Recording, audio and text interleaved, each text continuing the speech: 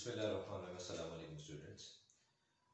First year mathematics के साथ हम आज डिस्कस करेंगे। फर्स्ट ईयर मैथमेटिक्स में हम आज डिस्कस करेंगे यूनिट नंबर 5 पार्शियल फ्रैक्शंस। अच्छा, पार्शियल फ्रैक्शन में पेज नंबर 178 पे हमारे पास कुछ डेफिनेशंस लिखी हुई हैं, जिसमें एक आपके पास है पार्शियल फ्रैक्शन रेजोल्यूशन, उसके बाद कंडीशनल इक्वेशन क्या होती है, आइडेंटिटी क्या होती है। ठीक है, हम डिस्कस करते हैं पार्शियल फ्रैक्शन रेजोल्यूशन के ऊपर। तो एक एग्जांपल के साथ मैं आपको समझाता हूँ पार्शियल फ्रैक्शन रेजोल्यूशन होती क्या है, फिर उसके बाद देखेंगे रेशनल फ्रैक्शन इनके टाइप्स वगैरह। ओके, फॉर एग्जांपल आपके पास एक एक्सप्रेशन है, ये एक फ्रैक्शन है 1/6।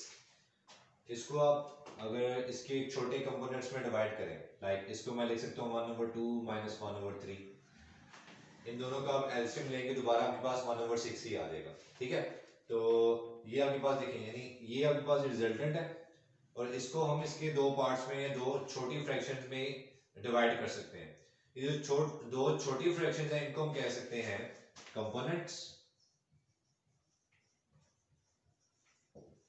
और इन दोनों को सॉल्व करने से जो आंसर आता है इन्हें हम क्या कह सकते हैं, रिजल्टेंट।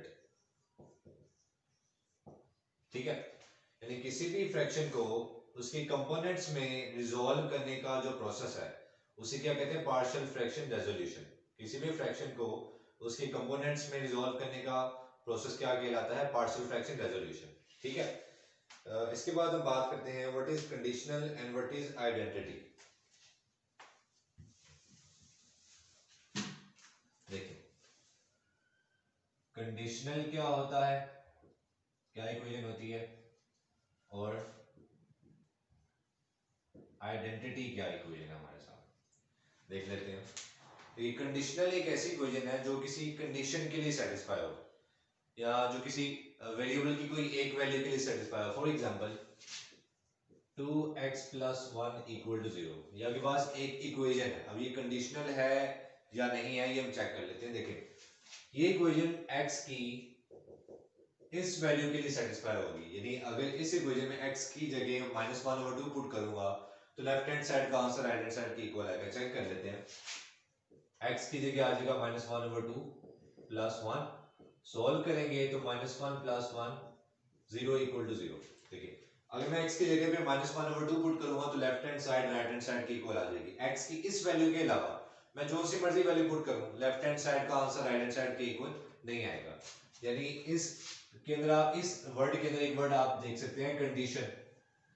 यानी ऐसी इक्वेशन जो वेरिएबल की खास वैल्यूज के लिए या वेरिएबल की किसी एक वैल्यू के लिए सेटिस्फाई हो, वो इक्वेशन क्या कहलाती है, कंडीशनल।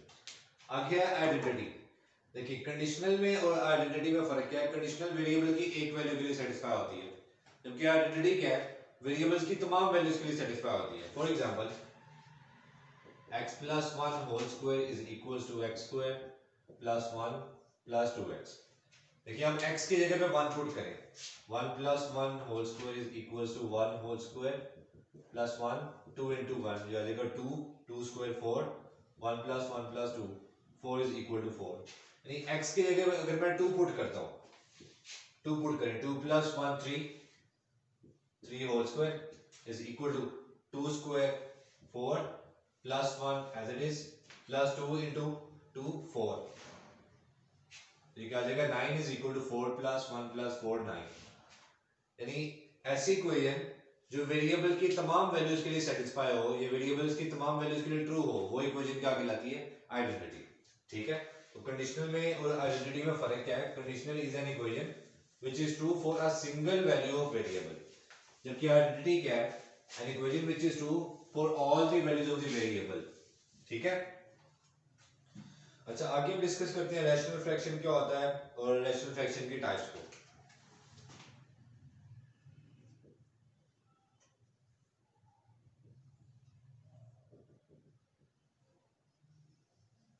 देखिए, हमने रैशनल नंबर के बारे में पढ़ा था।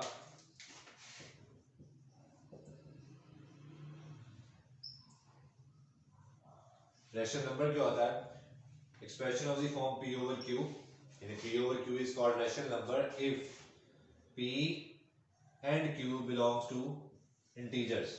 और एक और कंडीशन थी कि डिनोमिनेटर में क्या आ रहा है, q 0 नहीं होना चाहिए, and q is not equal to 0। अब q 0 क्यों नहीं होना चाहिए, हमें पता है किसी भी वैल्यू को 0 से डिवाइड करेंगे, डिनोमिनेटर में अगर 0 आएगा तो ओवरऑल हमारे पास आंसर नॉट डिफाइन होगा, ठीक है। तो डिनोमिनेटर में जीरो नहीं आना चाहिए, ठीक है। ये रैशनल नंबर की आपके पास डेफिनेशन है। हम बात करें रैशनल फ्रैक्शन की, तो रैशनल फ्रैक्शन में सिर्फ थोड़ी सी हम चेंजिंग्स करेंगे। यहाँ पे नंबर्स हैं, जबकि फ्रैक्शन में हम पॉलिनोमियल्स को यूज करेंगे यहाँ पे, यानी p of x over q of x is rational fraction if p of x and q of x are polynomials. If p of x and q of x are polynomials. अब इसके अलावा एक और condition देखिए, denominator में आ रहा है q of x, तो q of x क्या नहीं होना चाहिए, जीरो नहीं होना चाहिए, and q of x is not equal to zero. Zero क्यों नहीं होना चाहिए, अभी हमने डिस्कस किया, किसी भी एक्सप्रेशन को जीरो से डिवाइड करें तो हमारे पास आंसर क्या आएगा, नॉट डिफाइंड, ठीक है। तो ये आपके पास रैशनल फ्रैक्शन की डेफिनेशन है। अब इसकी टाइप्स को डिस्कस कर लेते हैं। एक टाइप आपके पास है प्रॉपर रैशनल फ्रैक्शन,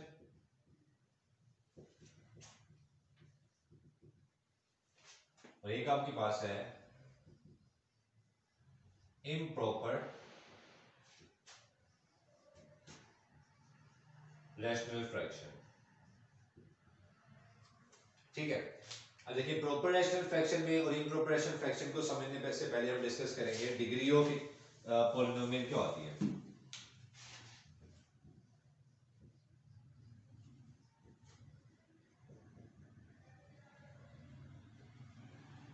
देखिएगा, फॉर एग्जांपल हमारे पास एक पॉलिनोमियल है 2x5 + 3x², ये एक पॉलिनोमियल है।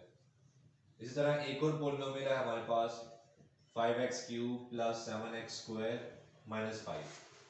देखिए अब डिग्री ऑफ पॉलिनोमियल क्या होती है, highest power of variable in the polynomial. देखिए यहाँ पे वेरिएबल की पावर 2 है, यहाँ पे वेरिएबल की पावर 5 है, तो इस पॉलिनोमियल में वेरिएबल की हाईएस्ट पावर क्या है, 5, तो इस पॉलिनोमियल की डिग्री क्या होगी, 5, ठीक है। इसी तरह यहाँ पे देखिए इस पॉलिनोमियल में यहाँ पे वेरिएबल नहीं है, वेरिएबल की पावर 0, वेरिएबल की पावर 2, वेरिएबल की पावर 3, यानी हाईएस्ट पावर क्या है वेरिएबल की 3, तो इसलिए इस पॉलिनोमियल की डिग्री क्या होगी, 3। यानी हम कह सकते हैं डिग्री क्या होती है, highest power of variable in the polynomial is called degree. तो डिग्री के बाद हम डिस्कस करते हैं प्रॉपर रैशनल फ्रैक्शन क्या होती है और इम्प्रॉपर रैशनल फ्रैक्शन क्या होती है। देखिए हमारे पास अगर फॉर एग्जांपल एक एक्सप्रेशन है p of x और q of x की फॉर्म का, एक एक्सप्रेशन है x + 1 over x² + 1, p of x over q of x, यानी हमारे पास rational fraction proper rational fraction कहलाएगी कब, जब डिनोमिनेटर में डिग्री ज्यादा हो, न्यूमरेटर में डिग्री कम हो, ठीक है।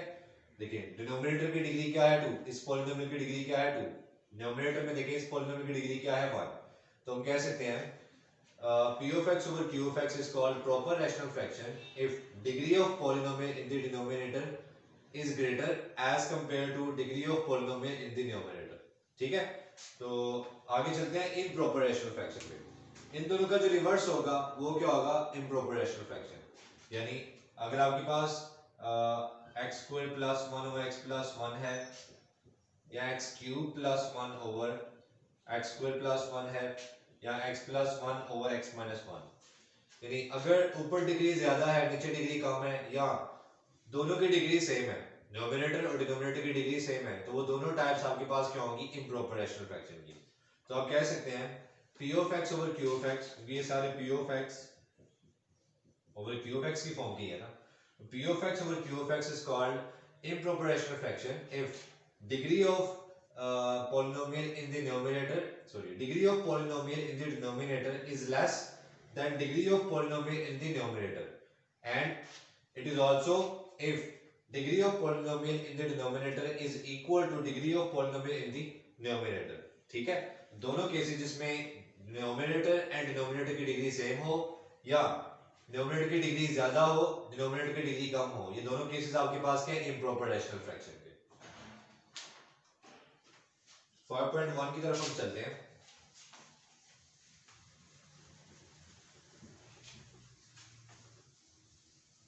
देखिए 5 यूनिट नंबर 5 में आपके पास चार काइंड है, यानी किसी भी रेशनल फ्रैक्शन को आप चार काइंड्स में डिवाइड कर सकते हैं। ये चार काइंड्स आपके पास चार केसेस की फॉर्म में यूनिट 5 में डिस्कस किए गए हैं। पहला केस क्या है वो डिस्कस कर लेते हैं। देखिए आपके पास P of X over Q of X की फॉर्म का रैशनल एक्सप्रेशन होगा, ठीक है। चारों केसेस में हम हमेशा डिनोमिनेटर को ही डिस्कस करेंगे कि डिनोमिनेटर ऐसा होगा तो ऐसे लेट करेंगे, डिनोमिनेटर ऐसा होगा तो कैसे लेट करेंगे। हमेशा चारों केसेस में डिनोमिनेटर को ही डिस्कस करेंगे। पहले दो केसेस आपके पास है लीनियर फैक्टर्स के, और थर्ड एंड फोर्थ यानी आखिरी दो केसेस आपके पास है क्वाड्रेटिक फैक्टर के। तो P of X over Q of x में अगर Q of x is non repeated linear factor, यानी आपके पास क्यू ऑफ एक्स क्या होना चाहिए, डिनोमिनेटर क्या होना चाहिए, non repeated linear factor. Repeated का मतलब है कि x plus one for example एक लीनियर फैक्टर है, इसमें होल पावर वन से ज्यादा है, होल क्यूब है। अगर होल पावर वन से ज्यादा है तो ये रिपीटेड है, अगर होल पावर वन है तो ये क्या होगा, नॉन रिपीटेड लीनियर फैक्टर, ठीक है। तो क्वेश्चन नंबर 5.1 का क्वेश्चन नंबर 4 हम देखते हैं। हम स्मार्ट सिलेबस को डिस्कस करेंगे यहाँ पे।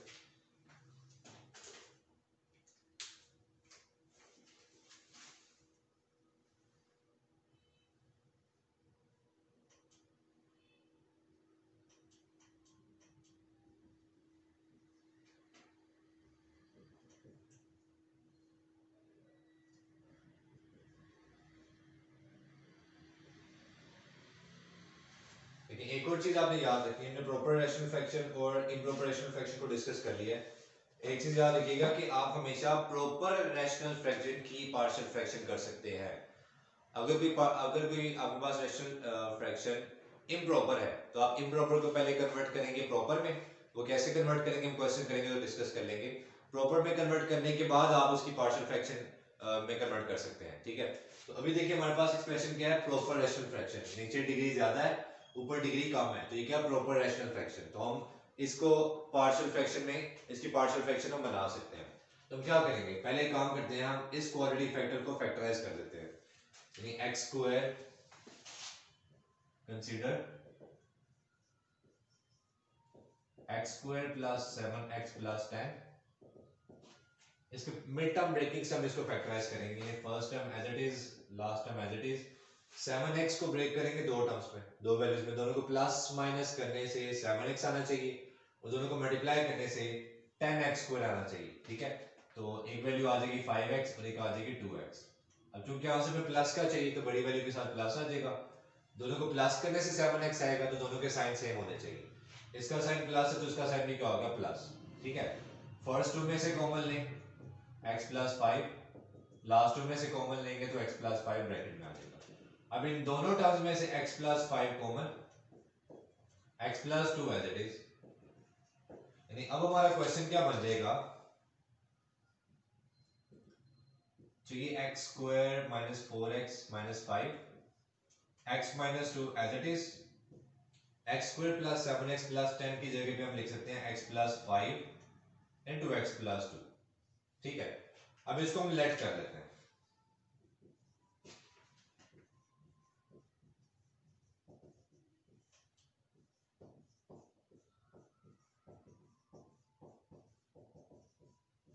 देखिए लेट करने का मेथड क्या है, क्या देखिए तीनों लीनियर फैक्टर्स हैं। फर्स्ट केस है आपके पास जिसमें डिनोमिनेटर क्या है, नॉन रिपीटेड लीनियर फैक्टर, ये भी लीनियर है, रिपीट नहीं हो रहा। कैसे पता चला, क्योंकि होल पावर 1 है, लीनियर है, होल पावर 1 है तो रिपीट नहीं हो रहा, नॉन रिपीटेड है।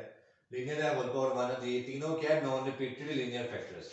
तो इस केस में हम क्या करेंगे, तीनों लीनियर फैक्टर्स को अलग कर दें, x माइनस 2 अलग, प्लस x प्लस 5 अलग, प्लस x प्लस 2 अलग, ठीक है। अब एक चीज याद रखिएगा, जब भी आप लेट करेंगे आपके पास अगर डिनोमिनेटर में लीनियर है, डिनोमिनेटर में अगर क्वाड्रेटिक है और डिनोमिनेटर में अगर कोई क्यूबिक फैक्टर है। लीनियर में वेरिएबल की पावर क्या होती है, 1, डिग्री 1 होती है, क्वाड्रेटिक में डिग्री 2 होती है और क्यूबिक में डिग्री 3 होती है। तो जब भी लीनियर होगा आपने एक चीज का ख्याल रखना, डिनोमिनेटर में जो डिग्री होगी उससे एक कम डिग्री वाला एक्सप्रेशन हम ऊपर लेट करेंगे। अगर डिनोमिनेटर में डिग्री 3 है तो न्यूमरेटर में आप डिग्री 2 वाला एक्सप्रेशन लेट करेंगे। डिनोमिनेटर में डिग्री 5 है तो न्यूमरेटर में डिग्री 4 वाला एक्सप्रेशन लेट करेंगे।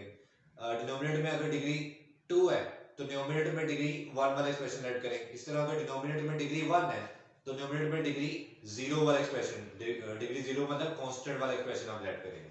जैसे लीनियर है तो लीनियर के लिए आप ऊपर ऐड करेंगे कांस्टेंट टर्म। क्वाड्रेटिक से कम क्या होता है लीनियर, तो क्वाड्रेटिक के लिए आप न्यूमरेटर में ऐड करेंगे लीनियर और क्यूबिक के लिए ऊपर आ जाएगा क्वाड्रेटिक। ठीक है, ये तीनों चीजें याद रखिएगा। जैसे अब देखिए ये लीनियर है आपके पास, तो लीनियर के लिए लीनियर से 1 डिग्री कम क्या होता है कांस्टेंट, तो ऊपर हम कांस्टेंट एक्सप्रेशन लेट कर लेंगे, यानी a b c, इसके साथ x square 0 x square 0 x square 0 आएगा। अब चूंकि x स्क्वायर 0 1 होता है इसलिए इसको लिखने की जरूरत नहीं है। ठीक है, लेट कर लिया, इसको अब कहते हैं रिलेशन 1। ठीक है, लेट करने के बाद हमारा वेरी नेक्स्ट स्टेप क्या होता है, ये रिजल्टेंट है, रिजल्टेंट के डिनोमिनेटर से दोनों तरफ मल्टीप्लाई करना होता है।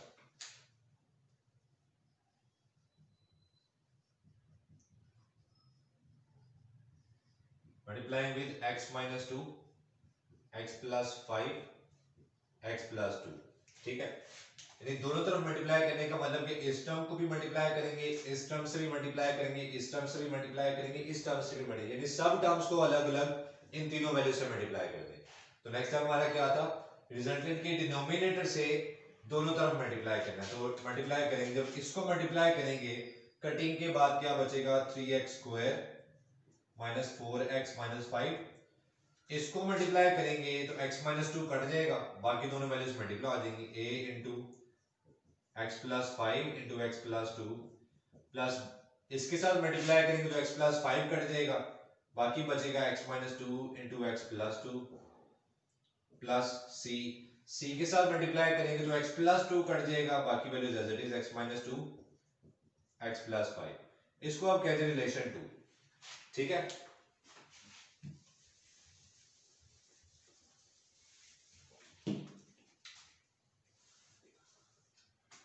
अच्छा नेक्स्ट हम क्या करेंगे, देखिए हमारे पास 3 लीनियर फैक्टर्स हैं।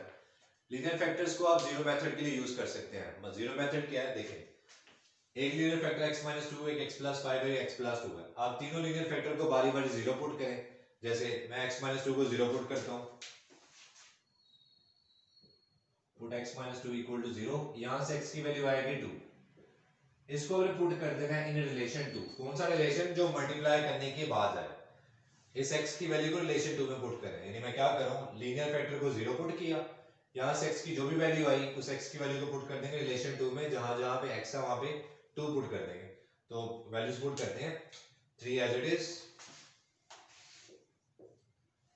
2 square minus 4 into 2 minus 5 as it is. Okay, 2 plus 5, 2 plus 2, यहां पे 2 पुट करेंगे, 2 माइनस 2 0, 0 की वजह से ये सारा एक्सप्रेशन 0 हो जाएगा, प्लस 0 प्लस यहां 2 पुट करेंगे, 2 माइनस 2 0, 0 की वजह से ये सारा एक्सप्रेशन क्या हो जाएगा 0। ठीक है, इसको सिंपलीफाई कर लेते हैं, 2 स्क्वायर 4 माइनस 8 माइनस 5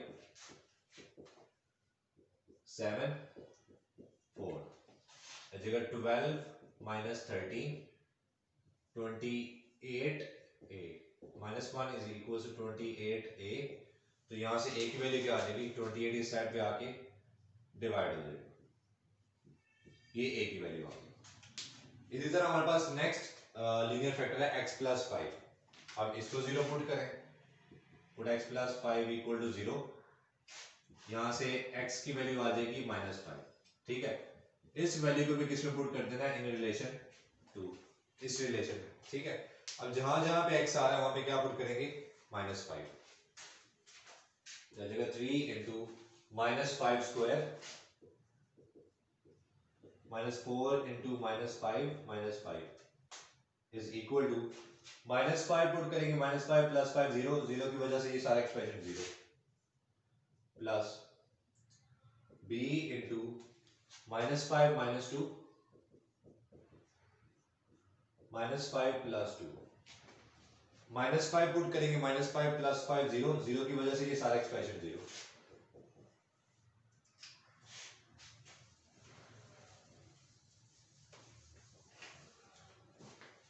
इसको सिंप्लीफाई कर लेते हैं। -5 स्क्वायर 25, माइनस माइनस प्लस 20 -5 -7 -3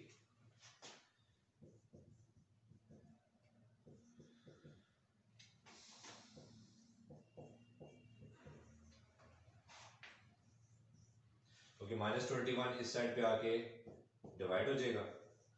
इसको सिंप्लीफाई करेंगे तो यहाँ से b की वैल्यू आ जाएगी, कटिंग होगी 30/7 minus as it is.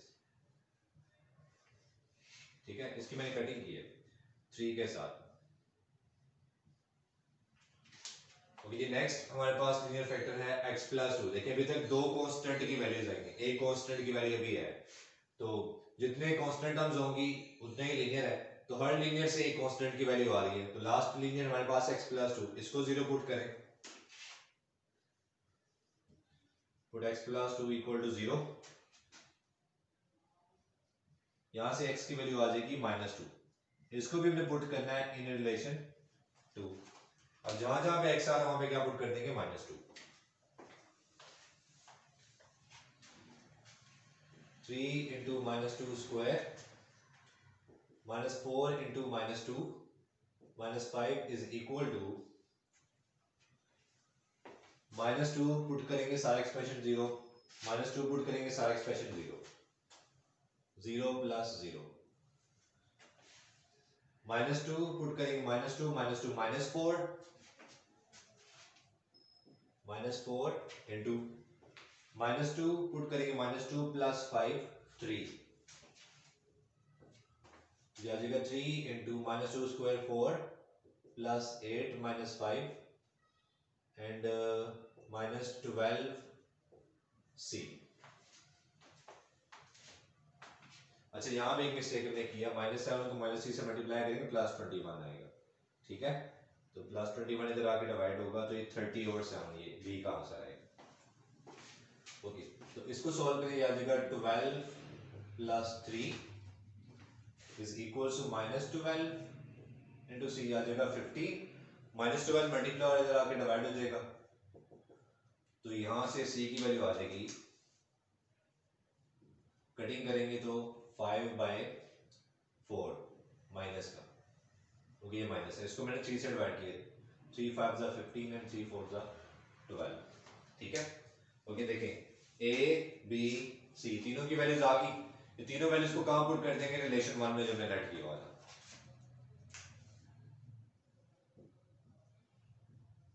Put values in equation 1, तो 3x²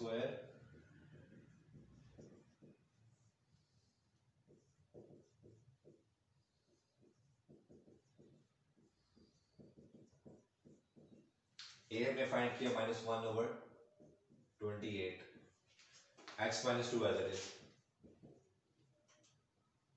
प्लस b फाइंड किया 30/7, ये x + 5 as it is, plus c हमने फाइंड किया है -5/4 और ये x + 2 एज इट इज। इसको सिंप्लीफाई कर लें,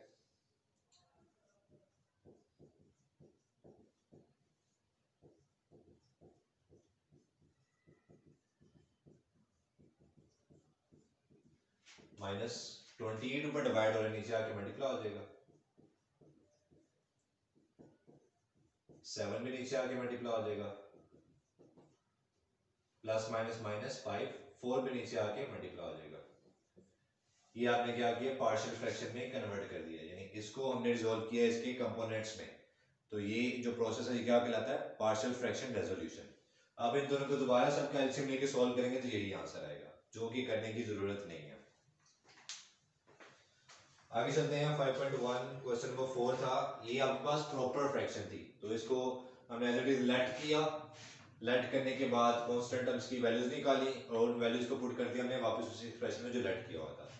ठीक है, यानी हमारे पास पहला स्टेप क्या था, लेट करने के बाद रिजल्टेंट के डिनोमिनेटर से मल्टीप्लाई करेंगे, जो एक्सप्रेशन आएगा उसको रिलेशन 2 का नाम दे दिया। फिर जीरो मेथड यूज किया, यानी जो जो लीनियर फैक्टर है उसको बारी बारी जीरो पुट किया, x का जो आंसर आया उसे रिलेशन 2 में पुट कर देंगे, तो हमारे पास तीनों कांस्टेंट्स की वैल्यूज आ गई, तीनों कांस्टेंट्स की वैल्यूज को वापस हमने रिलेशन 1 में पुट कर दिया। ठीक है, अभी चलते हैं क्वेश्चन नंबर 7 पे।